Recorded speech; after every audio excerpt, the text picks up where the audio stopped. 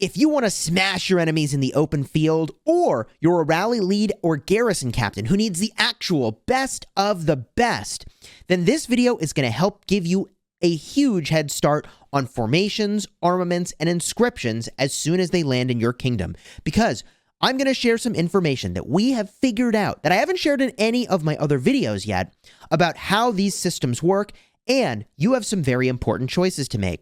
So let me help you make the best ones.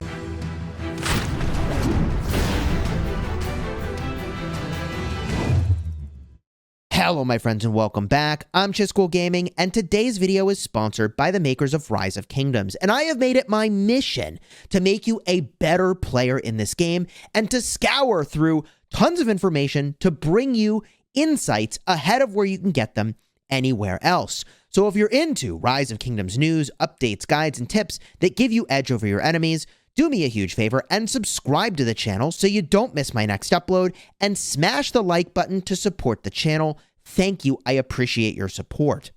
Now, in this video, I'm going to do a bunch of things. I'm going to cover some of the stuff we know so far, and then I'm going to give you the big insights and the important things you need to know to make better decisions as soon as formations, state forum, armaments, and inscriptions land in your kingdom. Because there's a lot of stuff here that I haven't seen anyone talk about yet, and I think when we piece together all these different things, there are some decisions you will need to make very quickly that will give you a little bit of an edge. So, as a quick review, there are 7 formations. Each one does something different. Those 7 formations are as follows: the Arch formation, giving you normal attack damage boost; the Wedge formation, skill damage boost; the V formation, which lets you convert your march into a range unit; then the Echelon formation, which makes it so that buff effects are hugely boosted, well, upwards of 5% per buff anyways.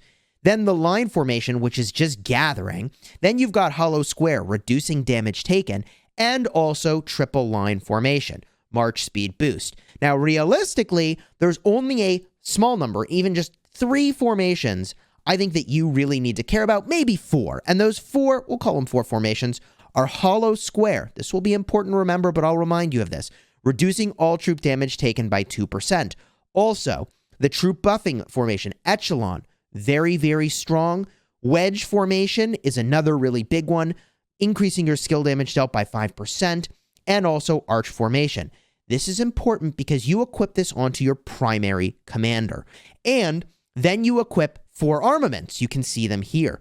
These armaments are specific to the formation. And the big insight that I'm going to be sharing with you through this video is that each of these armaments on the formation, at the legendary tier, you will be able to inscribe a special inscription. It's literally called a special inscription that does really powerful stuff. In fact, you've been following along with the latest patches in Rise of Kingdoms. The Autarch's Glory patch makes it so there's even a KVK reward that gives you one of these hyper powerful inscriptions. So you're going to want to pick the right formation because each formation has a different special inscription on each of the armaments in each of these slots. And if that sounds like a bunch of gobbledygook, don't worry. I'll make it really, really clear. In fact, let's jump to that right now. This is a legendary armament. The one I was showing you at the start of the video, the one that was so insanely lucky. I believe this was Pika who sent me this picture where they happened to roll the armament attributes all to Archer stats. Now, as a reminder, or if you're newer to this stuff, I should explain that when you get an armament, there are random armament attributes. And in a perfect world, I think a rally lead or garrison captain, or even just a field fighter, is going to want to have all the armament attributes be relevant to the march that you bring. This means the majority of your armaments you get are going to be junk because you'll get an archer stat, an infantry stat, and a cavalry stat, for example. And you'd obviously rather have an armament that looks like this, all 3 of one stat or one troop type getting benefits anyways. Now, there could be other attributes in here that I don't even know if they're obtainable yet, like all damage would be completely insane. If you're a fielder, you might also say, hey, I want march speed. March speed is pretty good, so that could be one of the armament attributes. Or maybe there's some other stuff that, I'm not thinking of now, we haven't seen yet, like normal attack or counterattack. They could always add more attributes, but either way, you want to get a ton aligned to one troop type. And you're going to want to have 4 armaments just like this on each march that you're bringing to the field. Now, that sounds like a lot, right? If you've got just 5 marches even, that's 20 total of these armaments you want to shoot the moon. Now, this means initially you're going to end up with some number of armaments where, hey, at the start, all I have is like infantry attack and the rest is trash on there. It's, other troop types or whatever, but you're still going to put it on your Guan Yu because to start you have nothing, right? And then you'll get to the place where each of your armaments is going to have 2 stats that's really relevant. You might get lucky and get one that has 3 out of the gates, but it's going to be a slow process to get to a point where you have armaments like this. But there's even more, because on top of all that, there's the inscription. And this is where we're getting to the really important stuff. I promised you I will get to these special inscriptions, but all this context is very important to understand it all. Now, this inscription happens to give march speed. You can see it in the inscription section. It says Swift. Now, when you get an armament, you might get really lucky. And not only do you get all the attributes aligned, shooting the moon over here, that they all happen to be one troop type, but also that it comes with an inscription and you're happy with what that inscription does. Amazing. If you were a rally leader garrison captain, initially you'd be really happy to have this. But at some point you would want to get rid of Swift, which is giving march speed, in favor of combat stats, because you don't really want march speed on a rally or a garrison. But for open field, this is really, really good. But as I promised, there are also special inscriptions. These special inscriptions are a cut above in the power level over the other inscriptions, and they are the end game chase. That's the thing that you're trying to get to, the cherry on top of a really wicked set of equipment. Well, I guess armaments as well, is, in this new version of the world, you're going to have all the stats in a perfect world, all one troop type, and you want to enhance them with these legendary or special inscriptions. Let me show you what those look like. You may recognize this picture in one of the recent developer updates for the Autarch's Glory, where they said, hey, you can get these KVK rewards that have these special limited inscriptions. Now, the limited here means you can only get 1 per KVK. You use your conquest coin to get these. And this is why I'm saying you're gonna need to pick a formation really early on, because I figured out that these rewards are actually specific to certain formations. So these give specific buffs, but can only be applied to a certain formation. Now, you may remember we talked about Hollow Square, reducing the damage taken by 2%. That picture is the Hollow Square formation. So this inscription is a very specific thing, only available on the Hollow Square formation. I'm going to talk more about all that stuff, so if your brain is hurting over this, don't worry, mine was too. I'm going to get you there, and we're all going to be in the same place at the end and be like, oh yeah, I understand exactly what I need to do. Okay, so this is just one way that you can get these special inscriptions, but let me show you more of what I mean by a special inscription. Courtesy of Relax, who's in my Restart Kingdom, but migrated back to KVK Season 2, he's got access to the whole kit and caboodle with the inscription and armament system, and there is a special section there called the Codex, where you can see every inscription that is available. Now, this picture was taken, I believe, on an Android device, so it's not perfect for fitting on my iPad, but bear with me, it's going to work out just fine here. But you can see all the way on the left, every single formation has 4 different armaments at each tier of rarity. So the end chase here is going to be 4 legendary armaments on your formation. If we actually zoom way in on this picture, you can see that each formation has 4 different types of armaments. There's a codex or a book slot, there's an instrument slot, there's a flag slot, and then there's sort of like an accessory, or I don't know what this is called, like a trinket slot. There are specific names for these, and I wish I knew them off the top of my head. But the point is that every single formation has one of each of these things, and it's specific to that formation. And if I zoom all the way back out here in this picture, you can see on the right side here that these are all the different inscription options for that specific armament. Not every inscription could go everywhere. And there is one unique special inscription for this armament, which, remember, can only be used on this formation. So if we work backwards from what effects do I want to put onto my march, the thing you need to think about is not as much the buff that the formation gives, is that the normal attack or the 5% skill damage, but it's this unique buff that you actually really want to think about as the chase thing that you ultimately want to go for. And I realized there's actually some really big patterns to what kinds of buffs you can get on each formation. There's actually a theme to what these buffs are going to do. So we can actually take a step back and look at the most important formations, which in my opinion is the Arch formation, which boosts normal attack damage. We can look at the Wedge formation, which boosts skill damage. And we can also get a look at the Hollow Square formation, which reduces the damage taken. We'll even look at the Echelon formation, which is actually pretty cool. Actually, it's one of the most powerful open field formations, actually by almost like a long shot. It's very strange. We'll look at the Echelon formation, which is really, really good. And all of this is going to have a huge impact on what sorts of armaments you focus on at the start of the system being released into the game. Or if you're watching this later, I mean, you can choose your focus or change your focus anytime. And maybe I should even explain how is it that you would focus anyways on a formation, Chisgule. Let's do that, and then I'll go in depth on which formation is best here. Whether you are buying bundles like the one here that will be available at the release of the formation system in your kingdom, or you're just in the state forum and you're picking quests that will give you armaments, you do need to pick quests for specific formations. And if you buy these chests, the formation choice chest, or when you earn them in different events and things that are going to show up in the game, the formation chest says contains a random epic or legendary armament for the formation of your choice. Okay, all of this is important because you're going to want to have really great armaments for the formation that ultimately you're going to want to pick KVK rewards from because they're so powerful. You see how this goes?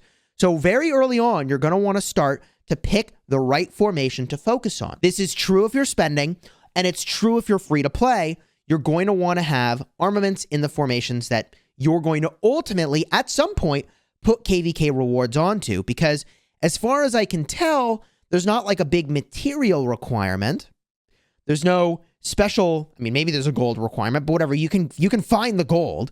But once you get these inscriptions in your hands, you're going to want to put them onto an armament and enjoy the benefits. So you're going to want to have really good armaments to do that. So now with all this context, I think we actually can look at the inscriptions themselves, the special ones, the KVK rewards and the ones you get other places, and see which formation you might want to focus on. First, we're going to start with the Arch formation. And I realize now in this picture, it literally says what the armament type is in the upper right. It says scroll. So this is actually the scroll slot. So for this scroll slot in the Arch formation, you can get this inscription that says troops receive a 3.5% boost to normal attack damage.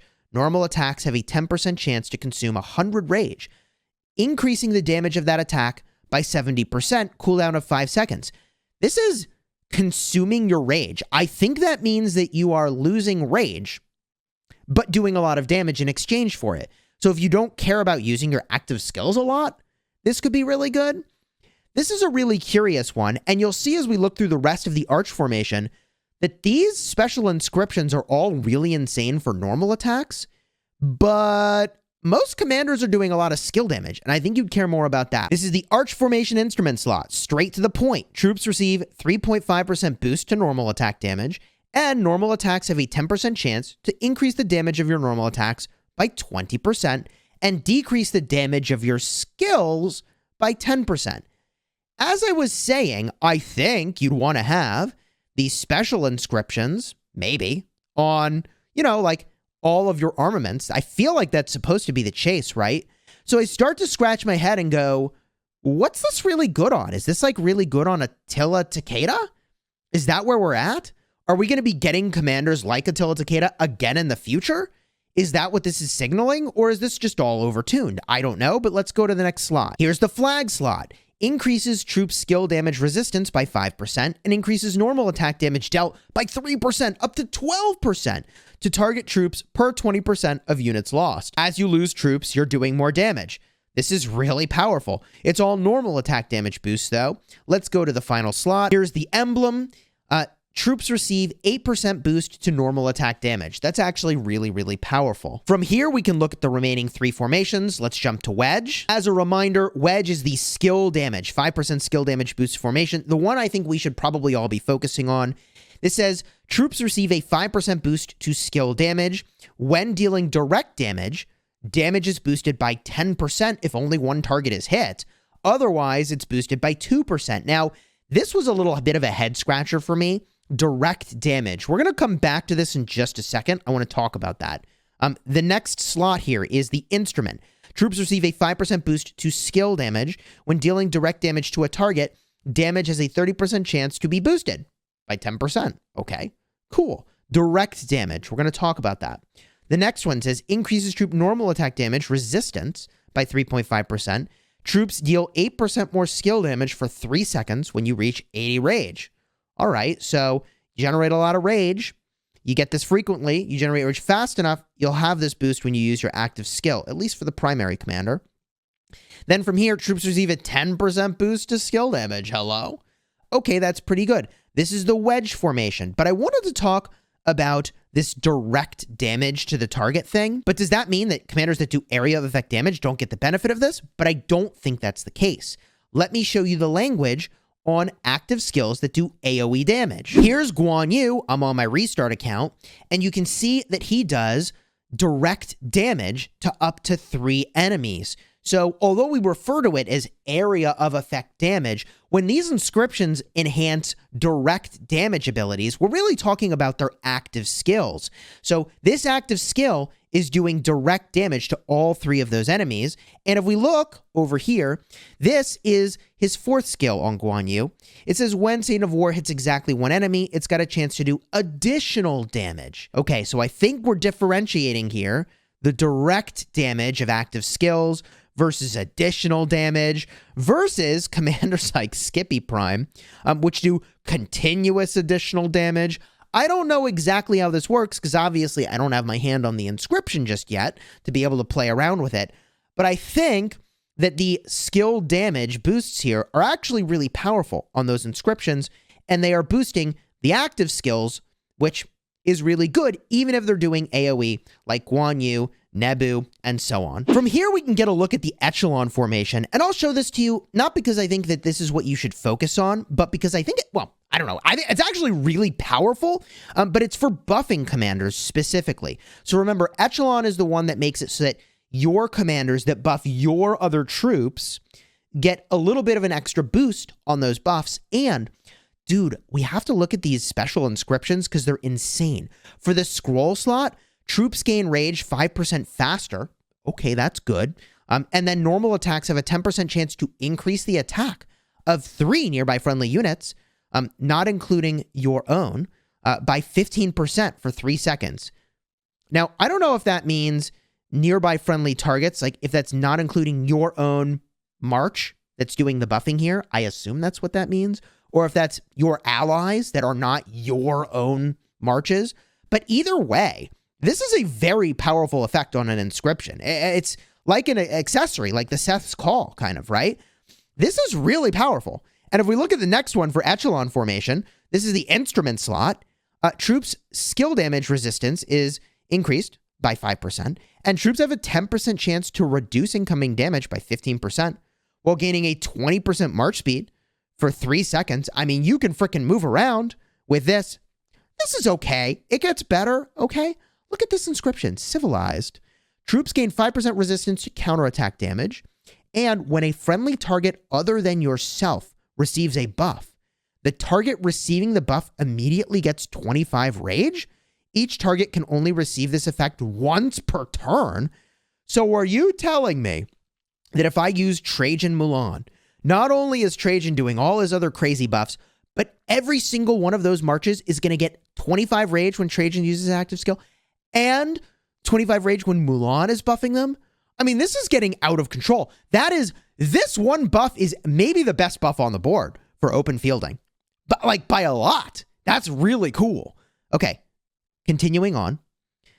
Fixed increases the troop's normal attack damage resistance by 8%. This is on the emblem. Okay, cool. This is the Echelon formation. Most players aren't running a proper buffing march, But if you were, man, actually, Echelon formation could be really insane. If all you're doing is fielding, open fielder is where you're at, and you've got a buffing march, that could be pretty cool. But let's continue on because we still need to talk about Hollow Square. First up is the scroll. Increase troop skill damage resistance by 5%, and normal attacks have a 10% chance to increase your shield strength by 10% for 5 seconds. Cooldown of 5 seconds. This is a real head scratcher for me. Because, like, how many commanders do we have that really throw around shields? Martel, Alexander the Great, Sargon is going to do this. Skippy Prime does this. I suppose that YSS does this. That's a garrison thing. Normal attacks have a 10% chance to increase your shield strength by 10%. Of course, if you don't use any shields in that 5-second window, I mean, this is not doing as much for you, but let's continue on here. Then you've got Inviolable. I don't know if I'm pronouncing that correctly, but troops receive a 5% boost to your shields.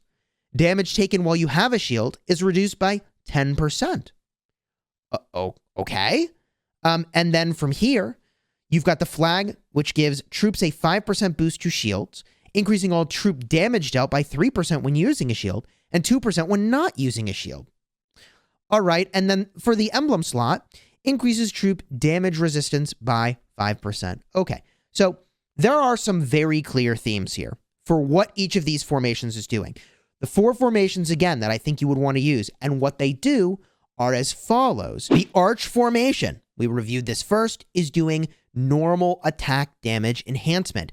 It seems like it's going to be really, really good for commanders like Attila and Takeda, or commanders that don't do skill damage, specifically, like Richard I, Charles Martel, even Zenobia does skill damage. So there are commanders where this is really powerful. Normal attackers is where I think this formation could be really good if your goal is to get all these special inscriptions. Then we talked about the Wedge formation, where skill damage commanders, specifically active skill damage commanders, are really, really powerful. Then we talked about the Echelon formation, which for open field could be really good with commanders like Trajan and Mulan specifically. Joan of Arc could really benefit. You've got William who does buffs, and he could be good. Technically, Joan Prime is doing buffs. That could be pretty decent, although the benefit you get from Echelon formation itself won't be all that good. It could be that you really want the inscriptions so badly for that march that it's worth it to have Echelon. And then you've got Hollow Square, which is this like very weird all in on the shields plan when I can't find all that many commanders that are doing tons of shielding. So either this is pointing to future metas that will be in the game and commanders that will have very specific effects, or maybe some of these are overtuned, or I haven't cracked the code yet. I'm open to really all of those things being true. And I suppose it's a happy coincidence that straight to the point is on the screen, because maybe I should get back to the point, which is which formation should I think that you should focus on at the start? And I think the answer here for rally leads and garrison captains is almost certainly the Wedge formation. And the reason I say this is that pretty much all the commanders you're using are doing skill damage. They do direct damage factor for the most part, right? We'll have to get a look and see if every single commander does. In fact, even Sargon, who has this weird buff to himself and does damage every turn. Yes, this is the picture the developers put out because it isn't actually released in the game at the time of this recording. Even Sargon does this direct damage to the target, even though he's buffing himself and doing that over the course of 5 turns. I think the Wedge formation is the way to go. And the thing that's weird is, as you focus on a formation, remember, some of the armaments you get, you shoot the moon, and it's all one troop type, which is amazing. But if you only cared about infantry, and you didn't care about cavalry, and you didn't care about archers, that's a weird situation, and let me explain further. Ideally, when you focus on a formation, and you're getting armaments that hopefully look like this, you are going to want to, hopefully, want all 3 troop types to have a march in that formation. In other words, let's say you only cared about archers. Well, guess what? You might get really lucky and get all troop type stats, but it's all infantry. And you're like, well, I'm an archer player. It doesn't matter, right? So in a perfect world, you have a archer march, a cavalry march, and infantry march, all that want wedge formation, so that when you work on the armaments for that formation, if you get lucky and you get an archer one, it's usable by you. If you get lucky and you get an infantry one, it's usable by you, right? I'm really optimizing way ahead of where you need to be. Because as I said at the start of the video, in the beginning, you get any extra stats on a march that didn't have those stats before, and you're like, woohoo, it's an upgrade, right? Easy. But as we work toward what the mid game is for this and what the end game is for this, I've been saying for a long time, I think it's really valuable to have at least one march of each troop type. And I think this is proving yet again that that will be really valuable, because the first thing I think you work on is probably the skill damage formation and the armaments that are associated with it. And so for everybody that's been following this guidance, and if you've got a march of archers like Boudica with Isong, you've got infantry like Guan and Skippy, and then you've got some cavalry like Joan and Nevsky. I know these are like the best of the best, but that's what we're talking about here. Then when you work on the wedge formation, you'll be really happy. If you get an armament that's for archers, you get one that's for cavalry, you get one that's for infantry. And then when you get these special inscriptions, you'll be ready to go with a really good set, hopefully, for the one troop type, maybe. Now, there's more to this, because we need to look at where these inscriptions come from. And there's so much in this video. Sorry it's so long, but this is good info, I think. So with all this information in hand, now we can actually understand this picture with the KVK rewards so much better. Because not only can we look at it and say, aha, I know what formation this is for. Well, I mean, okay, I've spent a lot of time, I can tell you what they are. But also the picture that's on there informs you that, aha, this is for the scroll. This is a scroll-based inscription. You can only put it on the scroll slot for your armaments. So the KVK rewards are how you're going to get the special inscription for scrolls. At least if these pictures are true, and they probably are the KVK shop for everybody, then that will be the case. Which leaves us wondering, well, wait, what about the other 3 slots? Now I can show you. I looked very closely at the videos the developers put out, and you've got these inscriptions for the scroll slot that are limited. The Autarch limited ones, these are the special inscriptions. And then you've got regular inscriptions down below. You can actually get some of these other places, but they're very difficult to get. And we'll talk about that. I'm sure there's going to be events. But here's another picture of that shop looking at these Autarch limited items. And then I tried to take a picture of every single one of those. Again, every single one of these is in that book slot. And then these are the regular inscriptions. Okay, there's a special inscription, there's a regular inscription, also comes from the KVK shop, also costs you a conquest coin, but you can get some of these other places, and that comes from the recycling shop. Here is the recycling shop, and in the recycling shop, you'll now notice that there is this icon in the center of every single one of these. It's for all the flags. So the way you get your special inscription for the flag armaments comes from the exchange shop. Now, how does the exchange shop work? You need gold coins. So you need to recycle legendary armaments to get gold coins. And I believe it's 1 coin per legendary armament and 2 coins if it's a legendary armament with an inscription on it. I don't know for sure about that. And then you can exchange 180 of these gold coins for an inscription shard chest. Okay, so the inscription shard chest has 1 of these inscription shards. So you need to trade in a ridiculous number of legendaries, 180 times 8 of your legendaries, in order to get 8 of these inscription shards, because the inscription shard chest has 1 inscription shard and 1 random inscription. Now that random inscription could be for a legendary, or it could be for an epic. So mentally prepare yourself to get a bunch of epics, just saying. So you need to do a ton of trade-ins to actually get the special inscription for one of the flags. So just keep that in mind when you're thinking, I'm going to go for this formation. I really want this inscription. Well, hold on a minute. It's going to take a very long time here. Now, there could be events that make this go a lot faster.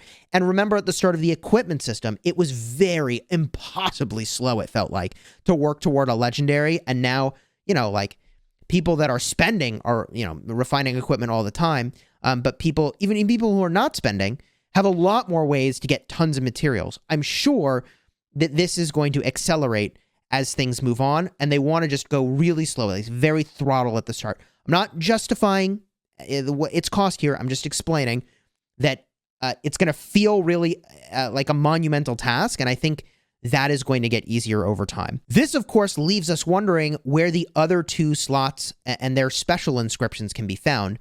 Where are we getting special inscriptions for the instruments, and where are we getting these special inscriptions for the emblems? I don't actually have the answer for that.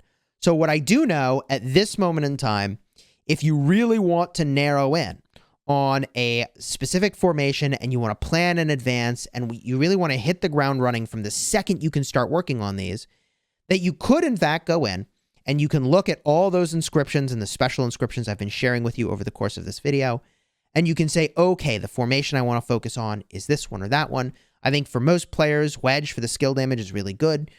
But also, if you've got buffing commanders and you want to do something fancy, perhaps, that Echelon formation could be actually really, really wicked, specifically for the open field. I think that could be really, really powerful. So probably on my restart account, maybe I'll do a little bit with Echelon formation. The only problem I have with that is that, remember, if you pick a formation to focus on and you start getting armaments for a troop type you didn't care about, like that kind of sucks, you know? Like that kind of sucks. So thinking about these in terms of 3s has a lot of efficiency. Wedge formation, I've got an infantry march, cavalry march, and archer march that's going to love getting all the skill damage stuff. And I think the reality is that if you're not a rally leader garrison captain, honestly, like maybe I'm overthinking it with all the special inscriptions. Maybe just these regular inscriptions are going to be really amazing. And for a long time, that's almost certainly going to be true. I look forward to seeing what sort of events will come out to accelerate our progress toward getting more of these armaments and inscriptions and all of these things. Expect the start of this to be slow. I'm sure that will be intentional because the developers don't want us to like race through the completion of this system in like a month's time and then wonder like, okay, so what do I do now? What do I collect next? If you found this video helpful, do me a huge favor, throw a like on here, consider subscribing.